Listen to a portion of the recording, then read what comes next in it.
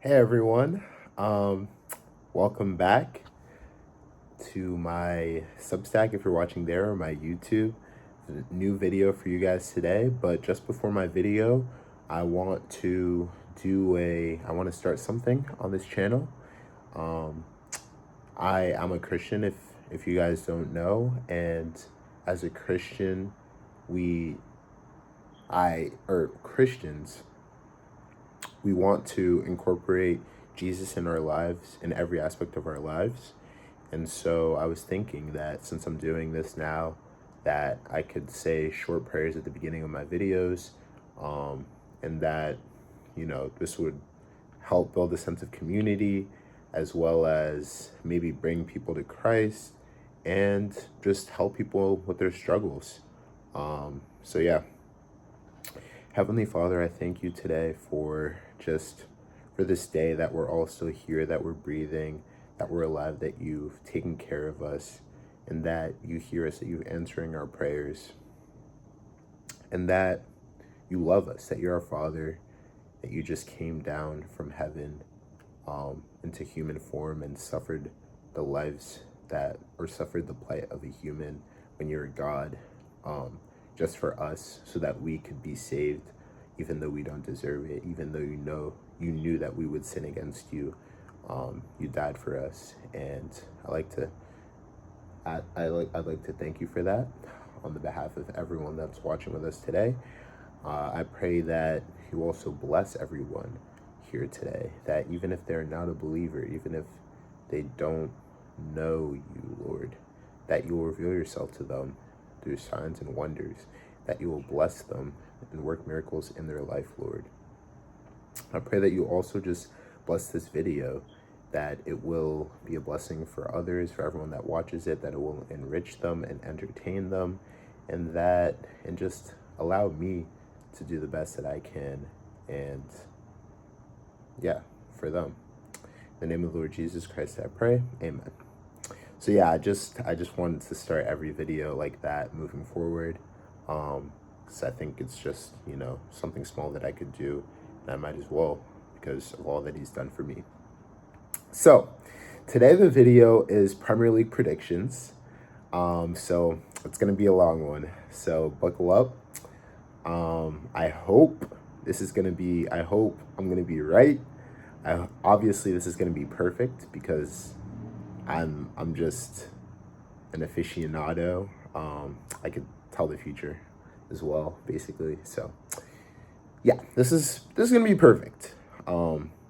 So this is the standings at the end of, or this will be the standings at the end of the season.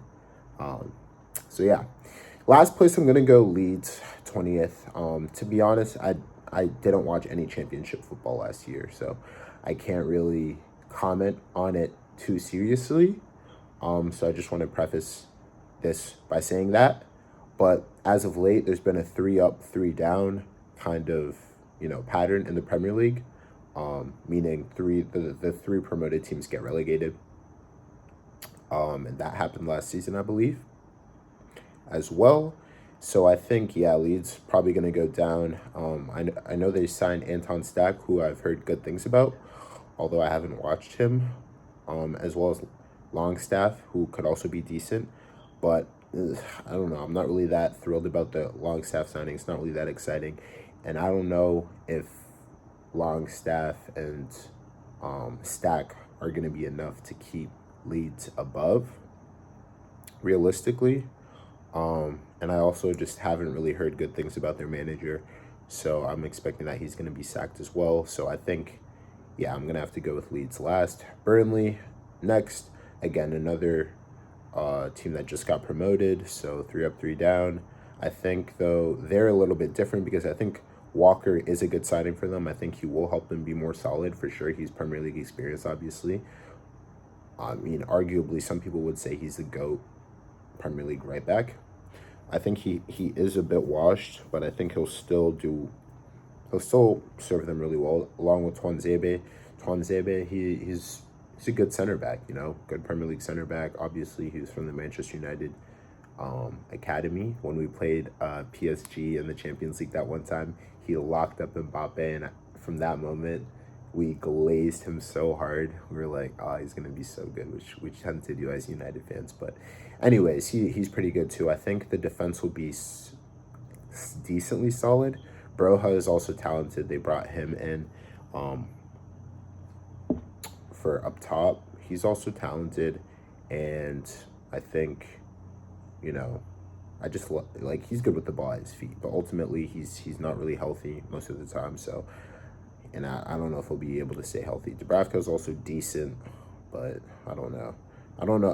Again, I just don't think the signings were good enough to convince me that they're going to be staying. So I'm going to have to say they're going down. Then 18th, the last relegated team. I'm going to have to go Brentford. Which I don't know. This one's not a recently promoted team, which is good, but sad for Brentford, who've been able to stay up and do pretty well for themselves since they've come into the Premier League, honestly. Wouldn't be surprised as a result, just because, you know, they've managed to keep doing it again and again and again of staying, that maybe they do it once again. But I think that would be pretty miraculous because Thomas Frank, I think, is an amazing manager. They lost him. They're losing everything. They lost their manager who's been with them for so long. He's brought them to the Premier League and made them staying power there. But they lost him. They lost Mbumo, their best player, to Manchester United. I'm glad about that. He had scored like 20 goals. And obviously, that's going to be a major loss for them.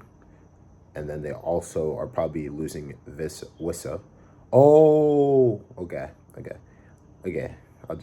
Sorry, this is for something later.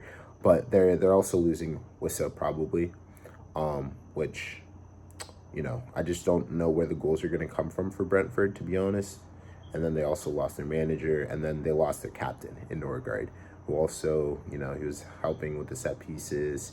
He was just a really hard worker, really good player, just solid ultimately. And, you know, these are like, Wissa is going to Newcastle Champions League. Norgard is going to Arsenal Champions League. Frank is going to Spurs Champions League. And Mbumo is going to Manchester United, who's not Champions League. But we know the status of that club. So that just goes to show, all those players going there shows how much what they've lost.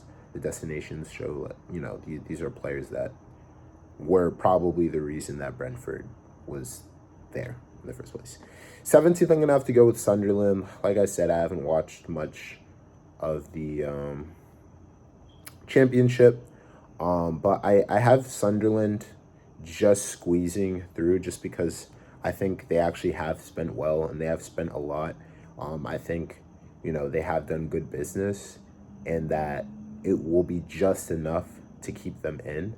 I also think Sunderland is a storied team in the Premier League with a massive fan base.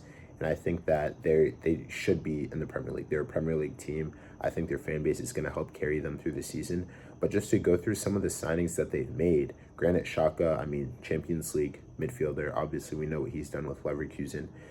It's a great signing. Adingra. Honestly, Adingra was someone who, at the beginning of the summer when I was thinking who should United sign, and I didn't really know what the finances were looking like, as someone who I was thinking on our right wing back, that could maybe be a very good solution, a very good option. He was very good for Brighton. I was quite surprised when I learned that he was going to Sunderland. So, yeah, that is also a little bit surprising. But again, great signing. Enzo Lefebvre, only heard great things about Enzo Lefebvre again. And then Diarra, and then Guyu from Chelsea. So it's just, they brought in a lot of players who I think will do well in the Premier League. Obviously, their squad was really, you know, from what I understand, Leeds, who I put last, were miles ahead of them last year in the championship. I think with these signings, they'll be able to bridge the gap and then just save themselves from relegation. 16th, I'm gonna have to go Wolves. I just think they've lost two of their best players this summer. Two very, very good players in Cunha went to United, which again I'm glad about. But again, their best attacking player, he took their penalties. he made things happen for them. He scored like 15 goals, I think. Had a good amount of assists, and yeah, he was the catalyst for most of what was going on there. And then Aït-Nouri was brilliant on the same side, overlapping. He was just brilliant. I mean, I had this guy in FPL, and he was the wonders he did for my FPL. It was such a steal. But yeah, now he's at City. So they lost two of their best players as well as various other players. It made Strand Larson permanent, which is decent. But I do also kind of think the manager just kind of had something about him. It's like with Cunha, for example, they heard, that, they weren't seeing eye to eye or whatnot and yada, yada, yada. But, they kind of made it work for the rest of the season, and they were able to, with Cunha, he was able to, I guess, still bring it out of him, even though they didn't really see eye to eye, and finish the season decently enough. So I think they'll be able to do just enough to make it, to stay and yeah, be there next season. Next, I'm gonna have to go West Ham at 15. West Ham is a team that, they a couple years back, they did really, really well. I think honestly they should have kept Moyes, given what he accomplished for them, but they didn't. Now they have Graham Potter, who, his tenure was a complete disaster at Chelsea. Complete disasters. I feel like he was kind of what started the down, for Chelsea. But they're back now. Anyways, I digress. West Ham, they lost a lot of experienced players. They lost Cresswell, Soufal, Mikel Antonio, Fabianski, Danny Ings, Zuma. And I know not all of these players play frequently, but experience is always useful in the dressing room. And many of those players haven't been replaced. So even though, they may not have been playing a lot of the time, that's still depth, that's still experience, to carry you in the dressing room, which is always important. I think Kyle Walker-Peters is a great signing, especially on a free. I feel like I've always rated him, but with Aaron Wan-Bissaka also playing right wing back, does it make sense? Is Wan-Bissaka going to play on the left over Diouf, who they also just signed? He definitely could do that, and he would do it well, but it just raises question marks. But Kyle Walker-Peters can come off the bench as well. I mean, depth is, that's also a good argument, but it just raises question marks. And then they brought in Callum Wilson, who will score. He's a good striker, or he has been good, but it's been a long time. I mean, years have passed. I don't know if he's still quite at the level he used to be at. Plus, he's always injured. He's low-key injury prone. But we'll see. Maybe, World Cup year, maybe he thinks he might have a shot if he can do it. And obviously, this is a new start for him. He needs to hit the ground running. So hopefully he's able to stay healthy. But Paqueta also may still go. So ultimately, I see West Ham at 15th. I think Graham Potter he's probably going to get sacked, I think. 14th, I'm going to go Bournemouth. They lost basically their whole back line. And I feel like in the Premier League, you build from defense. I think that's why Arsenal have been so good lately. The past couple of years, their defense has just been rock solid. And Bournemouth, they lost Huijsen, who's, if he's not world class already, he's basically there. I think him and Euro are the two best young center backs in the world. Except I want to see what Liverpool signed that center back.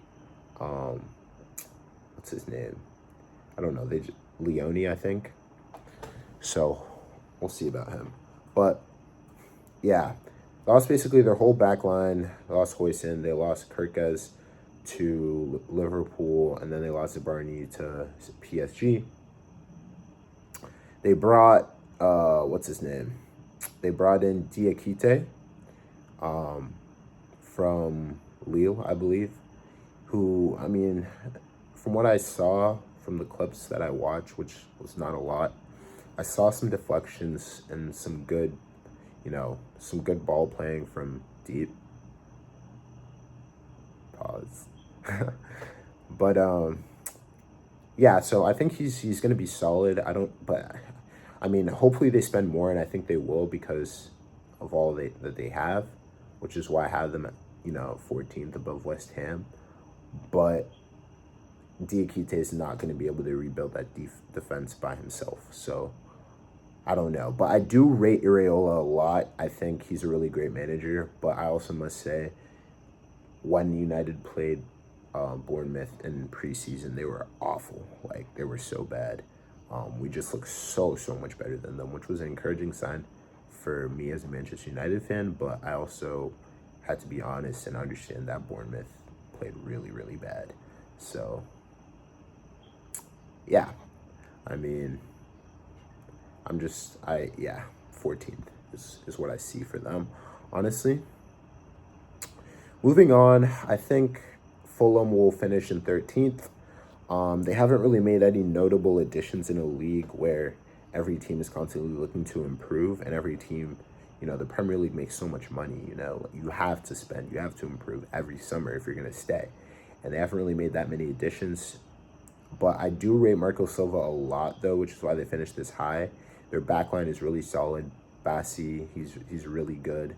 And annoying to play against. Iwobi, like, they just have a physical team. They're just an annoying team to play against. They're always set up well. Robinson is always bombing on, and he's really good defensively as well. They're just a really annoying team to play. I also think Emil Smith-Rowe will have an even better season than he did last year. I think he'll grow. So I think 13th is fair for Fulham. Yeah, I think that's a fair assessment. 12th, I have Crystal Palace, which may surprise some, but may not surprise some. I want to hear what people think about that, actually. But Oliver Glasner, I think, is great. Obviously, I saw a funny little meme the other day about how he has the same legacy as Arteta thus far. Arteta for Arsenal, though, and Glasner for Crystal Palace. He's won an FA Cup, and he didn't do it with someone else's squad. It was his. And he also just won Community Shield over champions Liverpool. So clearly he has something about him. I mean, I'm never going to forget when he came in and they played United and we got decimated. Olise, I mean, I love Michael Olise. That's probably my favorite player, but he dropped Casemiro, scored a goal. It was just so ugly. They destroyed us. So Glasner, I think, is a quality manager. Someone who, hey, depending on how this season goes and how the future goes, if Amorim leaves, I know we have players who we can play multiple different positions and yada yada yada. We could play multiple different systems, but if we still want to stick with a 3-4-3, I think Glasner could maybe be a potential good manager for United. But yeah, again, I rate Glasner. I saw they signed Sosa to play a left wing back. He looked from Villarreal. I don't know how to say that club, but in Spain, he looked good. I saw he looked like he has some good delivery, which is good from the left side. I think they're probably going to lose Eze, which is a shame, but I think with those finances, I think they're going to get Harvey Elliott, who, if you please read my article on Harvey Elliott. I compared him with Cole Palmer, and I think he's really about to blow this season. Funnily enough, I mentioned that Palace should sign him in that article, and apparently, as of yesterday, they've now made him as their top target. So yeah, I think Harvey Elliott is going to do really well for them, but even though he will score and get assists, he's more of a controller. I don't know if it's going to come out in the stats, like the influence that he has if he signs for them, but I think he will have a great season. I think they also should have looked at Grealish, but they didn't. And so hopefully they spend some more money as well, because I think they should probably bolster up a little bit more, but I think they're going to be up there. And then Mateta is also one of the better Premier League strikers, I would say. So, yeah. 11th, I have Everton. Moyes, I mean, Moyes is just, he's a great manager, ultimately. Um, they brought in Grealish, who I think is going to have an absolute revival under them. I think Grealish was always a great player at City, even though the stats weren't always there in the treble season. Whether, if you really watched, Grealish was one of their best players in the treble season. He got the ball. He rarely ever lost it. Drew so many fouls. You know, he was great for them. And on the eye, he's obviously aesthetically pleasing. They also signed Dewsbury Hall. I never really rated him that much, to be honest, when he was at Chelsea. But ultimately, he is pretty good, and he was one of the ones Maresca was willing to keep.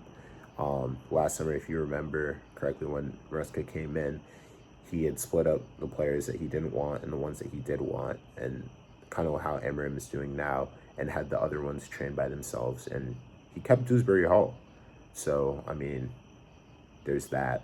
Then there's Asno, who they just signed at left back. He can invert to get the ball, which is going to work really well with Grealish because obviously, given, City, Pep, he likes his wingers wide, high and wide. And that's how Grealish was thriving initially. And so I think a left back that inverts will be great with Grealish. And he's also very attacking minded. So I think that will also only help. Dye was also one of their best players last season, so it's interesting to see how Moyes will fit him and Grealish together, given that he's also a left winger. And if Dewsbury Hall is going to play the 10, which from preseason it seems like that's what is going to happen. But I'm sure Moyes will work it out. He's a great manager. And then Everton was easily the best team that we played in preseason, in my opinion. They were athletic, which may have to do with, teams as preseason goes on, teams are going to be more fit. But anyways, they were athletic, and overall they were just difficult to play against. He's always going to set them up. Moyes is always going to set his teams up solidly, and they're always going to compete, essentially. But yeah, I think their transfer business was great. And they finally got rid of Mopé as well, who's a he's a rage baiter basically in games. So I thought I'd add that in. I thought that'd be pretty funny. But 10th, I'm gonna go Brighton, which is low for them as of recently. It's probably the most well-run club. Managers. Manager after manager, they make look world class, and these are great managers, and also identify, their identification, their scouting is the best, truly the best. But managers, they come in and boom, they go to top clubs, and then another one comes in and he performs, and then he goes to the top club, and it's just like they bring. And then same with players, they lose Basuma, boom, Caicedo for cheap, boom, sell him for a ton. Lose Caicedo, boom, Baleba. We're about to pay tons of money for Baleba. Hopefully. Come on, Baleba. Come on. Come, Baleba. But what was I saying? But yeah, it is a little bit low for them, but I don't know. I was looking at the players who they signed. I don't know of any of them, to be honest, but I'm sure they'll be class given it's Brighton. Their scouts are amazing. But they lost Joao Pedro, Estupinian, and Adingra, who are all very key players for them. So I don't know how they're going to be able to cope with that. I also think they're going to lose Baleba, who's their best player. And that's going to be a massive loss for them. Massive loss. They have Vifer. They'll be able to cope, sort of. But I don't know. And then there's also, I don't really rate Herzler that much, to be honest. He came from the 8th division in Germany or something. And obviously for Brighton to get him, like I said, their scouting network is good. He has good ideas, or he had good ideas. But I just feel like Brighton was really well run, and they had the players already set up and everything. It's easy to, every Brighton manager has picked up where the other one is left off. So, but now that they lost all those players, and I don't know, I was already iffy on him. I don't know. I think there's going to be a drop off. Nottingham Forest, I have them 9th. Obviously, their season last year was amazing. Nuno Espirito Santos, I think his name is, amazing manager. But now they're in Europe. I think Europa League is going to be tough for them to manage for the first time in like a very, very long time, having Europe. So that's new. I think, well, they lost Elanga. That's also going to hurt. That was one of their best players and most consistent players. And they were already falling off a bit towards the end of last season. So I think I kind of expect that trend to continue. And then not sure Ndoye and Jesus is going to, or Jesus is going to be enough to make up for what they've lost. And will have had to have added to compete in Europe, especially in the Europa League. Those Thursday games, as a United fan, tell me all about those. Like, awful. So I think they're gonna drop off a bit. Villa at 8. I think this might be a little bit. Some people may find this a little bit low, but after they got knocked out of the Champions League, I was less convinced of them. I think also just how well United played in that last game, like against them after we lost the Europa League, which is like typical of us to play well under no pressure, but like we dismantled them. And I just feel like after they were knocked out of the Champions League, they kind of fell off a little bit. So I'm less convinced in them. I'm also less convinced in their business that they've done this summer compared to the teams ahead of them. But yeah, they also have Europa League, which will be easy for them to cope with at the beginning, given how far they went into the CL. But it will become a must-win towards the end, which could end up harming them. There's going to be pressure for, what's his name? Why am I blanking on the manager?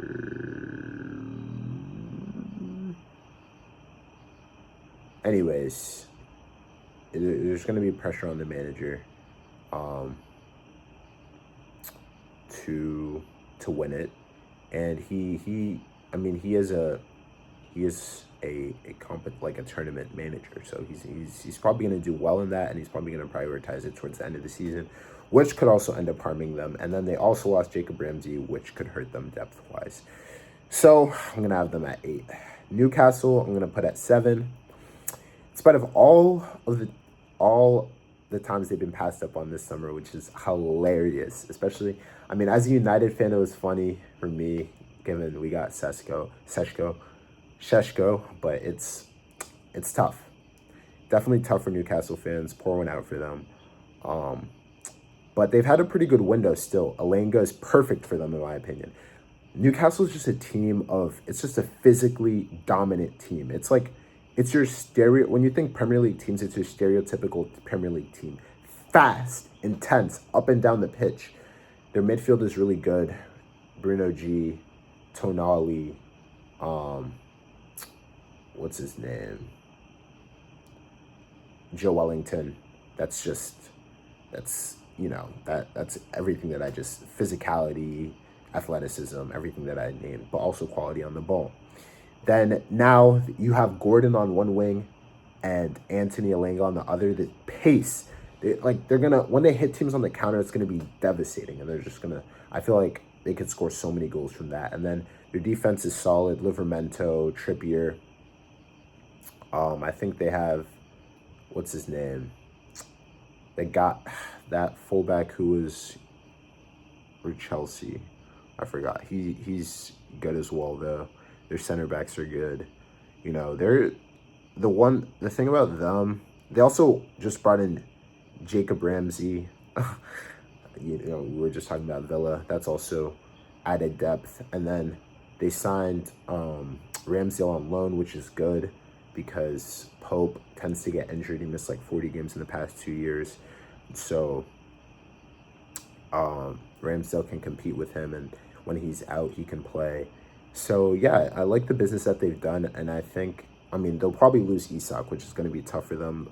They're gonna have to find a way to make up the goals, but it'll give them tons of money. And honestly, with the Isak situation, they should have just listened to Liverpool. They should have just given him to them, because he was going to leave eventually at some point anyways. And they should have taken that money, signed Ekitike, and signed someone else. but now they're in the situation that they are. But I think, they're going to get tons of money from that. They're going to sign Vissa probably.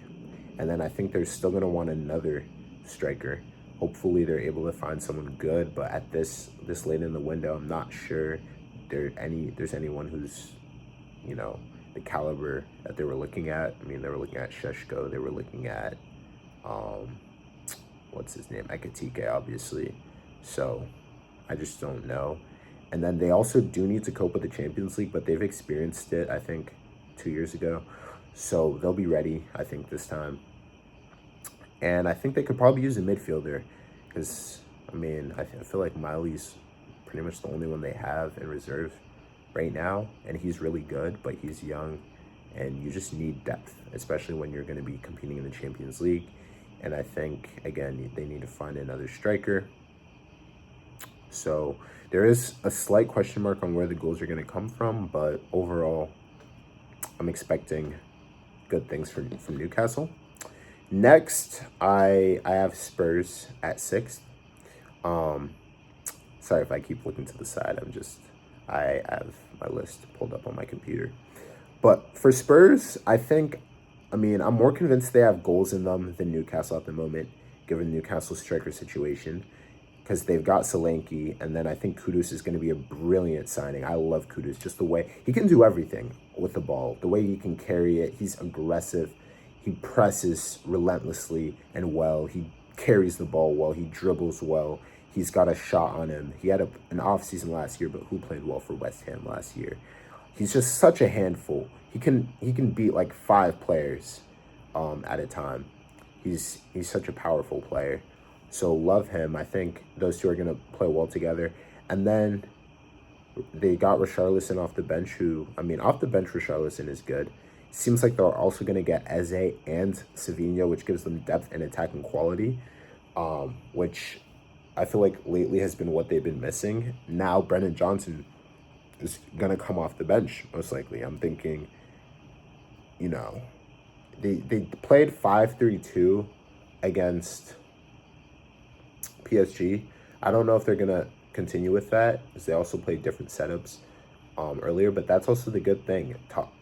Like I said when I was talking about Brentford, Thomas Frank, world-class manager. He's really good. He's going to be able to set up differently depending on what each game calls for. So I'm going to say they'll probably have Savinho off the left, Eze off the right. Or no, not Eze. What's his name? Racist. No. Kudus off the right. And then Madison is out now. So Eze, I think, would fit in at the 10, which is going to be amazing. He's so much quality. I love watching Eze. There's a video on YouTube. It's like Eze is the Ronaldinho of the Prem. If anyone has time to watch that, please do. He's amazing with the ball at his feet. It's just great to watch. Speaks for itself what he's done for Palace. So I think they're definitely going to have goals in them, Spurs. I think Frank is not going to know what to do with all that attacking quality if they're able to get those signings through the line. Paulinho's also good on loan. He's going to help keep them solid. And against PSG, we saw Frank is always going to have a solid team. He's always going to set up well. So they were super compact. They played 5 at the back, those 3 center backs. We already know how good those center backs are, because if you remember the first season from Postecoglou, Van de Ven and Romero, they played that super high line, and it was like impossible to get past. Those two are great, but now they have Donzo too, who's also great. And then they can play them 3 together. If he does that, it's going to be hard to score on Spurs. And then also, if you play Udogie and the other, what's his name? Anyways, you guys will know who I'm talking about. The other fullback, he has dreads. He's kind of cocky. He's really good too. I think if you play those two together, also, that back 5 is really, really strong. But obviously, I think Poro's going to be in the right. And then I think, they have depth. They're going to be in the Champions League, which is going to be tough for them to cope with, especially because I don't think Frank has ever done it before. He's ever been there before. So it's going to be tough. And then also losing Son isn't great. That was their captain, but he was slightly washed. And then they also tend to have injuries, but I think the depth is good. I mean, if they get those attacking signings through, they still have Brennan Johnson. Oh, and then they still have Kulusevski too. So Eze would be amazing to also have. Just the attacking depth they would have is amazing, actually, when you think about it. And then in midfield, they'd have Paulinho. They'd have, I mean, uh, what's his? I mean, they have Betancourt, Basuma. I saw Frank didn't play Basuma recently because he's late too many times. Hopefully he clears that up. But they also have Basuma. They also have what's his name? They have the Swedish kid. He's good. They have Archie Gray. They have a lot of depth. Tottenham, I think, is going to be good. If Van de Ven stays healthy, I think they'll finish 6th. United, my United are cooking. Bring us Baleba, please, give us Baleba. Oh my gosh, that would make my dreams come true. I am putting us 5th, keeping in mind that we have Baleba. Watch my video on United's summer. I'm not gonna go too much into depth here because I made that video, but again, this may be wishful thinking because I always think we're going to do well, but I think Amorim, he's already turned a club completely around in a year at Sporting. I don't know why he can't do it again. The morale seems to have been shifting. I hinted that in the other video. There's so many things that Ineos have done to really change things, and I think it will be a fresh start for the team. The morale seems good. And the signings have been great. We only scored 44 goals last year. We brought in a whole new front line of quality attackers. Sheshko, I have to see, but from how highly touted he is, he should be great.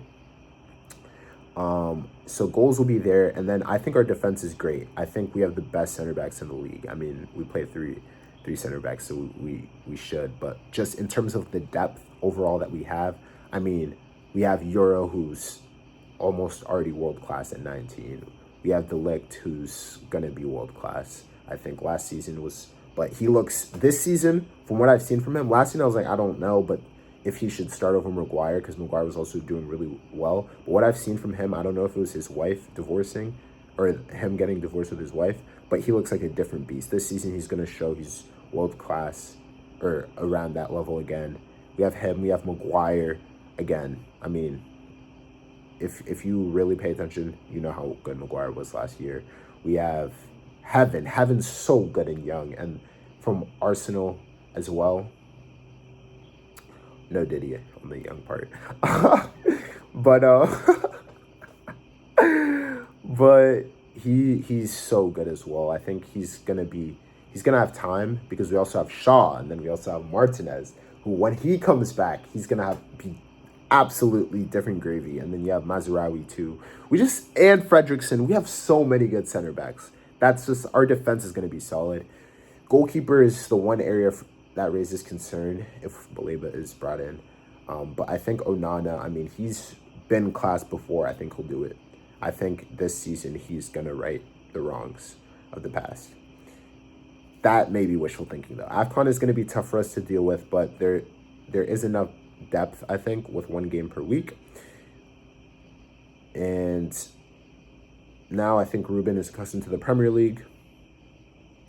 And the players are ready to cope with the intensity as well. They're all looking more lean and fit and athletic. It's going to be an exciting season. And given the time, since Amorim had said he didn't want to come in the beginning, or he didn't want to come in until the beginning of this summer. But now he said that he thinks it was a good thing because now he made a lot of mistakes and he won't repeat them. So hopefully he doesn't repeat those mistakes. And then also the players, I mean, they're going to want to be, I mean, a lot of these players are being written off. They're going to want to prove people wrong. Also because of their salaries, there's 25% increase if we make Champions League. But then it's a World Cup year. A lot of these players have stuff to prove given how poorly we performed as a team. Xerxes, I remember Koeman was saying that he didn't think Xerxes had done enough. And that was after Xerxes initially had been called up after he joined United. Then he wasn't being called up anymore because he hadn't done enough.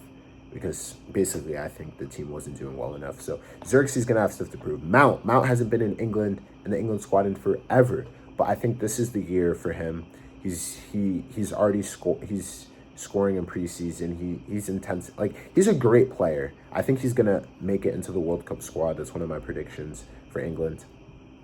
So I think there's a big year coming up for him too. Mainu, we already saw how in the Euros what he did. He's gonna want. I mean, he hasn't really been called back since then because he's been injured and in and out of the squad.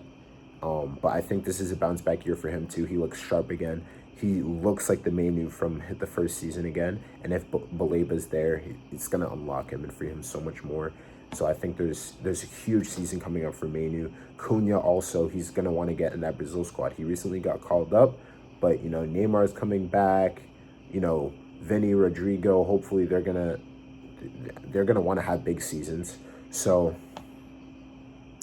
him too, Casemiro, Maguire, De Ligt, Euro, maybe. Euro is gonna it's a far shot because he plays for France and they have the best center backs always, but he's gonna think he can get in there, and I think, you know, there's a shot there. But I digress. I went on way too much of a tangent there. But fourth is going to surprise some people. I'm going to go Liverpool at 4.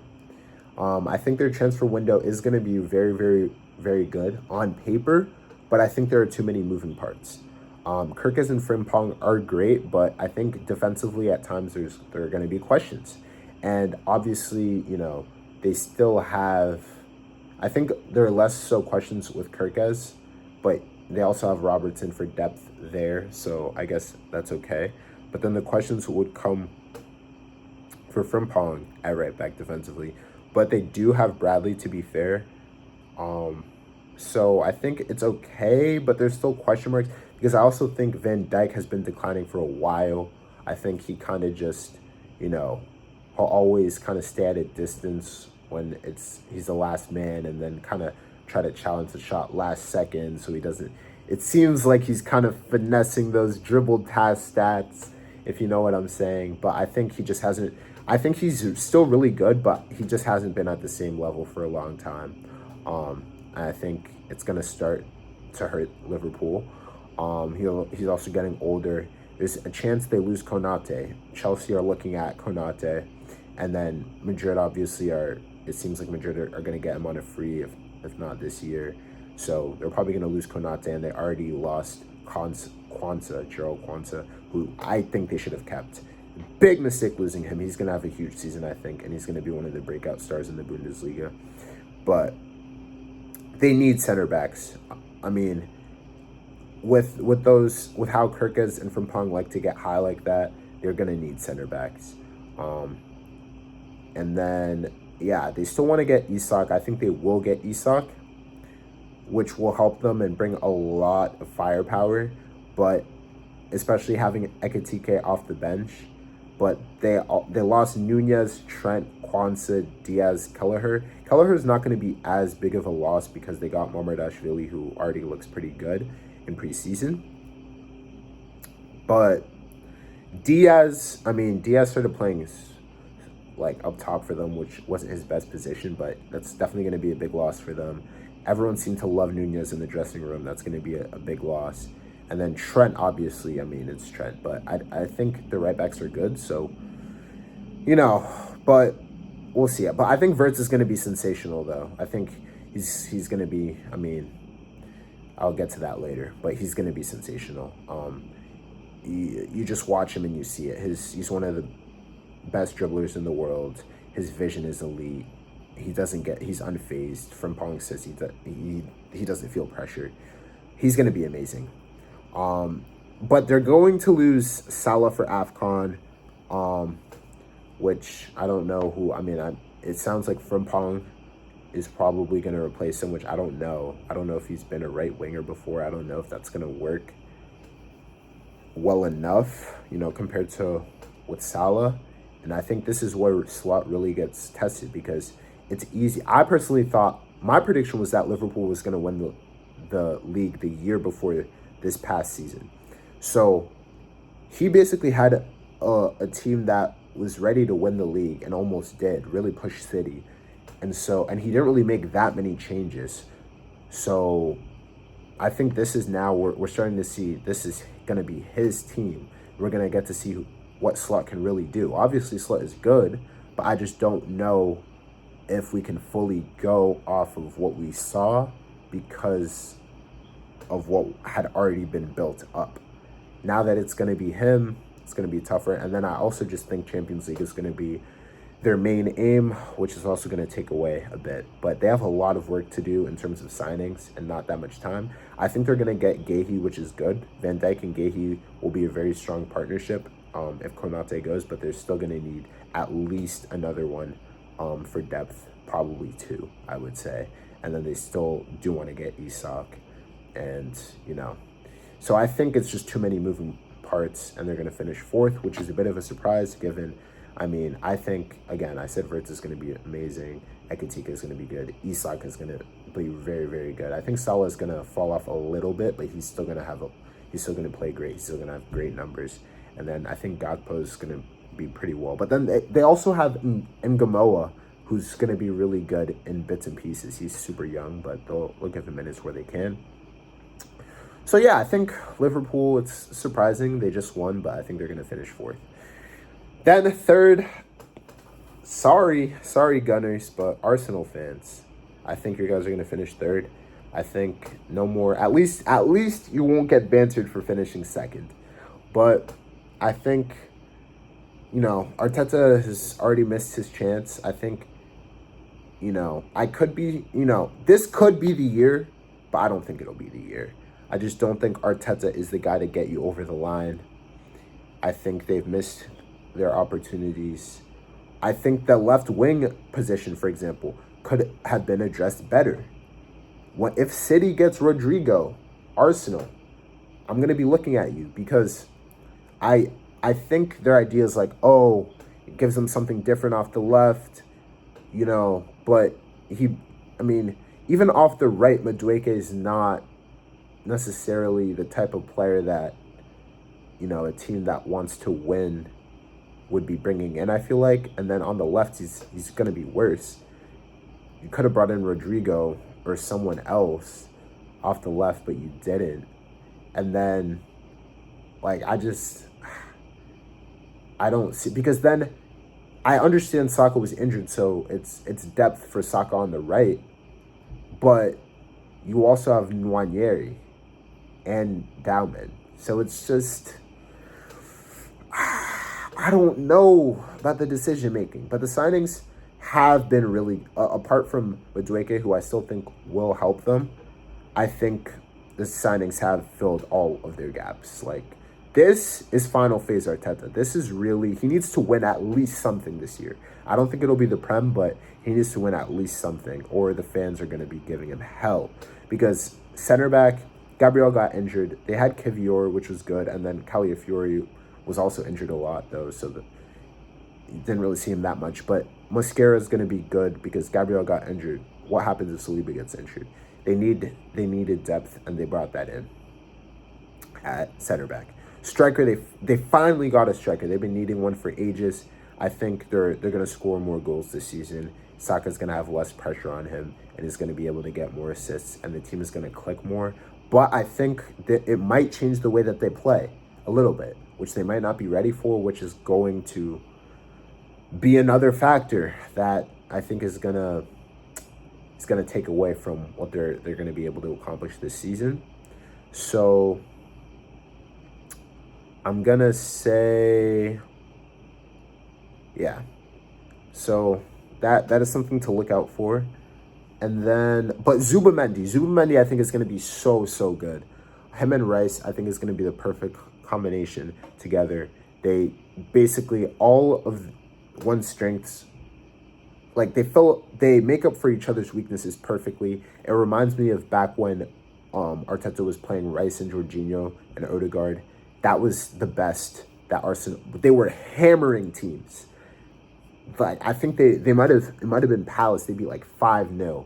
they were hammering teams when they were playing with that, because just having someone who's so controlled, able to tell Rice to organize the team from behind, almost like a coach on the pitch, make things run smoothly, move the ball, be a metronome for them, but then also sweep up a little bit.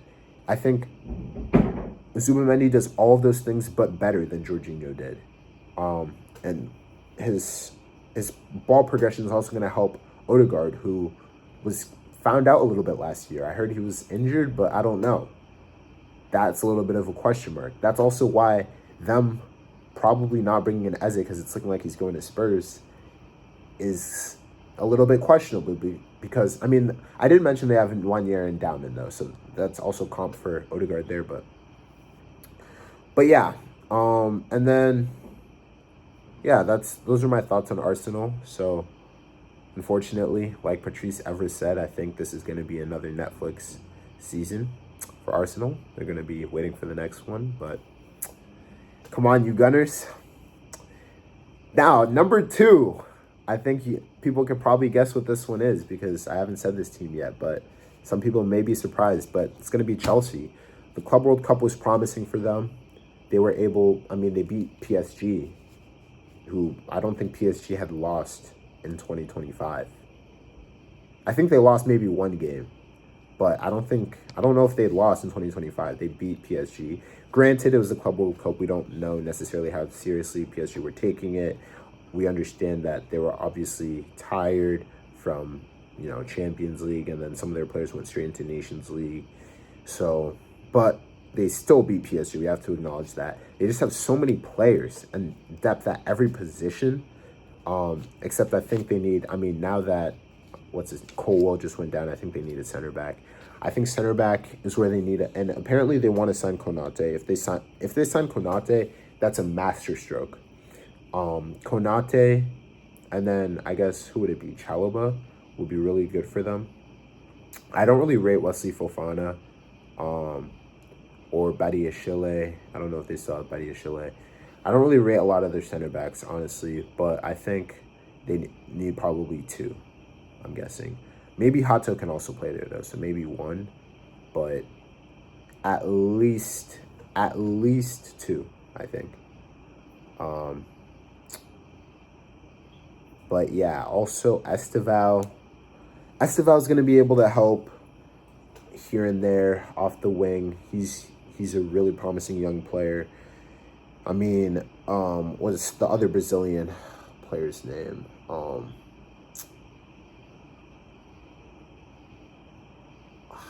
forgot his name, but he's also been good in preseason. The Club World, Andre Santos, he's been good. He's shown he can play multiple different positions in the midfield, and ultimately he's Brazilian. He's good. Hato will be able to give Cucurella rest, which is huge, given how important he is for Chelsea and Spain. Hopefully, Hato's class, which it seems like he is. Then hopefully Reece James is fit for most of the season, because he's the best fullback in the Prem when he is. And then, let's see, what else? I think their midfield is the best in the Prem, though. Midfield is where games are won, as is the old adage. And their midfield, I think, is the best, with Caicedo, Enzo, Palmer. That's just class. Then you think they also got Andre Santos to add to that. They also got potentially Xavi Simons to add to that. They also have Lavia, who's so good. Lavia is Caicedo level, in my opinion. I don't know if we're going to be able to see that. Hopefully we will be able to, but I think even with their depth, I think Chelsea have the best midfield in the Prem. Joao Pedro's also a beast, and then you have Delap behind him, who's also really good. And if they don't get rid of Jackson, then they have Jackson as a third choice striker. So goals, there's just going to be so many goals are going to flow for Chelsea. I think a striker last year, Jackson, sometimes he's a great player, but sometimes missing chances. I think, there's competition. Those strikers are going to have to score week in and week out, or they're not going to play. So there's going to be more goals. I just think if they can shore up their center backs, I think they can finish second and maybe even win the league. Maybe even win the league. I think Palmer is going to be better than last year as well because he took a bit of a step back, but I think he'll be better. He's wearing the number 10 now too. Gittins, I think will do well. He looks really, really fast. He looks skillful. They're also probably going to bring in Garnacho, and they better pay a fair price for him. I'm so done with Chelsea. They're scamming and how they're always able to buy low and then sell high. Like, we bought Mount for so much for them, they think they can scam us for Garnacho, so I don't really rate that. And then I think Garnacho for them will be, I hate to say it, but he's going to be, I mean, he's always a constant threat. And he's a player that you want to have, ultimately, in terms of just the threat that he has, the potential that he has. Yeah, so that's that. And then, to be honest, I haven't really rated Maresca, but he has proven himself with trophies at the Club World Cup and the Conference League, which is a little bit Mickey Mouse, but I'll give it to him. And in his first season, so I can't really, I mean, when Ten Hag won the Carabao Cup and finished third his first season, I was on the moon, so I have to give him his props. So we'll see. Hopefully Maresca is able to do it. And then last, you could definitely tell what it is, but Manchester City. Pep has never gone 2 consecutive seasons without winning. So I think that, you know, we got to acknowledge that, first of all. City had that fire under them again after last season. Everyone was saying they're washed. Everyone was saying they can't do it without Rodri. What happened? But you could see, I mean, they spent tons of money. They spent like almost 150 million pounds, I think, in January. But towards the end of the season, they barely lost any games. They finished very, very strong. And, you know, everyone was saying it's the worst ever season. They ended up finishing only 3 points behind Arsenal, which I think Arsenal and everyone kind of fell off, I feel like, a little bit towards the end of the season. But still, they're going to have that fire under them. And they've been mentality monsters. They've done it again and again and again, and I don't see why they can't do it again. Especially because it's Pep's last year before he takes a break. He's going to want to come out. He's going to want to leave with a bang, for sure. They've also spent so much rejuvenating the squad, and I think they've done it well. They are deep. The funny part is that Pep has actually said that if the squad is too big, that he's not going to have it.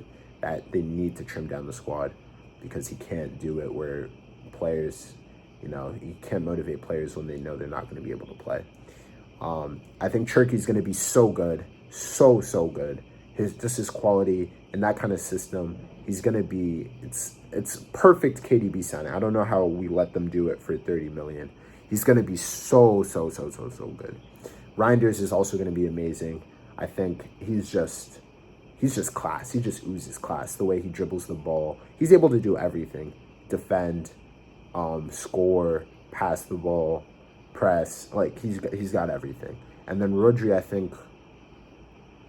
Oh, wait, no. I was on the signings. Aït-Nouri, also amazing. Again, one of Wolves' best players. Probably their second best player. Amazing fullback. Can invert, can go outside. So comfortable with the ball at his feet and attacking. Pep is gonna have so much fun with him.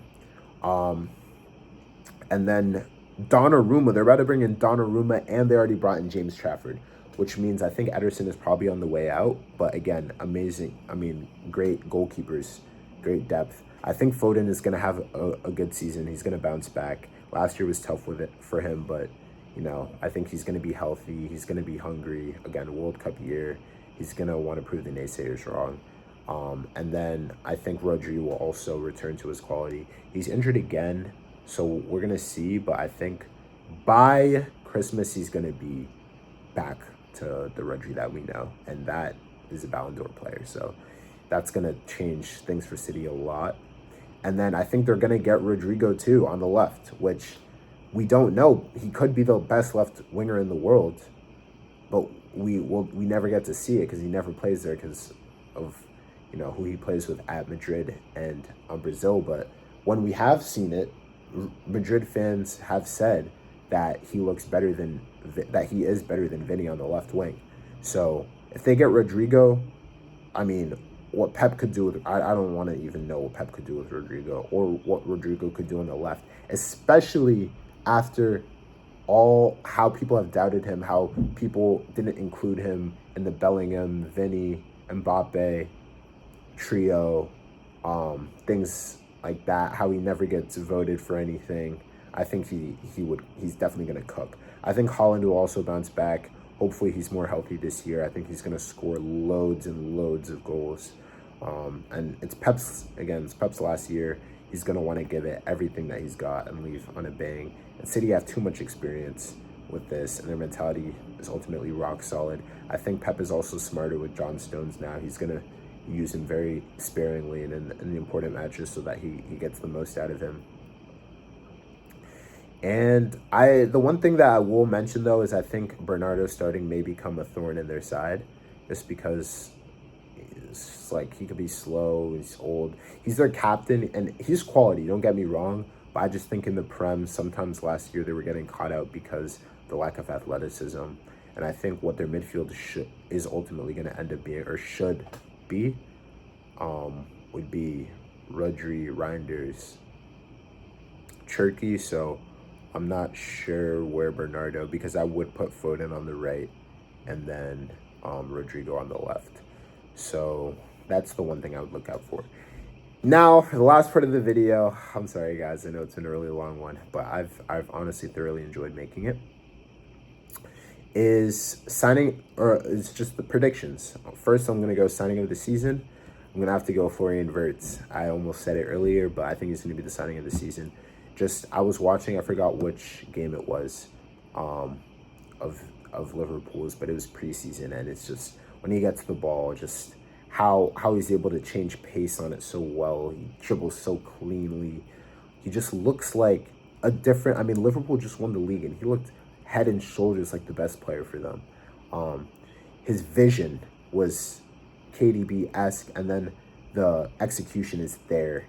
He's just a brilliant player. He's going to score goals. He's going to get loads of assists. Player signing of the season for me. Top goal scorer, Golden Boot, it's going to have to be Erling Haaland. I mean, I have City winning the league. Haaland is probably the best goal scorer in the world. If he's healthy, he's going to bag in tons and tons of goals. I think he's going to want to beat his record from his first year, which is going to be hard to do, but I mean, he should be improving, Haaland. And I don't think we're talking about that enough. Has he stagnated? Look out for that this season. And then Bruno, I have top assister. I just think our attack is rejuvenated this year. I think we're going to score tons and tons of goals. And I think Bruno, if it passes there, Bruno will try it. He creates so many chances, and I think they're finally going to start getting scored this year. Even though he's going to be in a deeper role, I think Bruno's just that good. And then breakout star, Cherki. Have to deal with the proper accent. Je parle un petit peu de français. Pas un petit peu, je parle bien. Mais anyways, Cherki, I think, is going to be the breakout star. I already talked my piece on him, but he could dribble as well on either foot. He's in City around so many quality players with Pep, who has played with Matt, who has coached players that just are so creative like this. Quality distribution with either foot, set pieces, just everything. I think he's going to be the breakout star this season.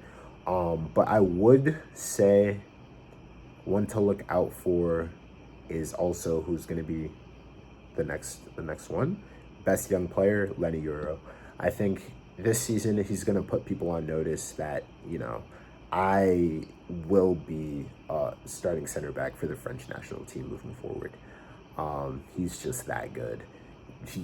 I don't know what he can't do. I think him and Huijsen, I think he's better defensively than Huijsen, and Huijsen's better offensively. Just Huijsen's passes are so crisp, like it looks like Cruz. It's beautiful when he passes the ball, just watching it. So I think Euro can improve there.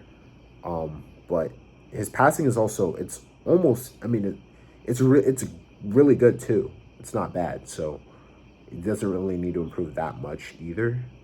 So yeah, I think, yeah, Euro best selling player of the season. And then for player of the season, I have to go Cole Palmer. I think Chelsea's gonna really push City to the very, very end. Palmer is gonna be so crucial to that. I think he's gonna play almost every game. He's gonna score goals. He's gonna bag assists, so many assists now that they have finishers, and that I just think he's such a brilliant player. And also, given how he didn't play to his best last year, I think now this season with the 10 especially, he's gonna come back and he's really gonna change things.